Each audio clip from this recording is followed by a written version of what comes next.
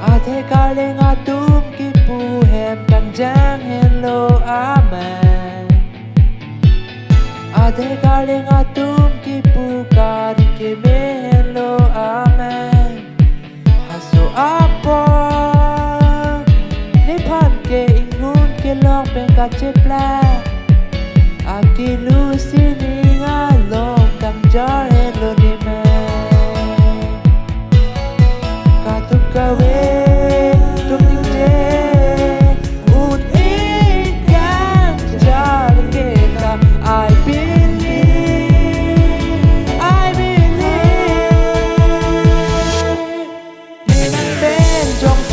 I can fly nang peni arwing an pen I can fly ni na ke toke doi ling ania ne long le do ver noi kai ke ta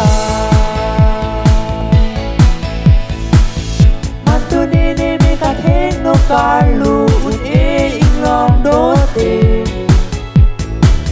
Mantunini mi kating no kapun ia lang roy do te Nikilako awete jok ben ke leji pa yeah Kisang apang che plan roy lop so apa Kaduk kawe tum ning je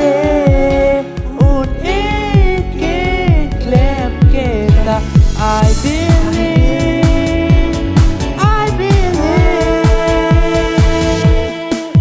in a pen jong si do te I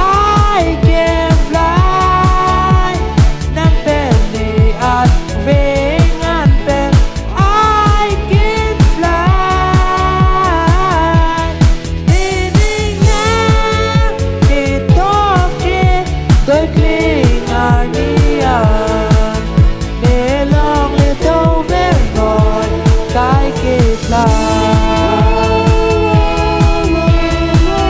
Lasso ang dumasiling ng jaraso Niling alo si building doom Nang peniyaring at pen Niking jaring doom Hasiling na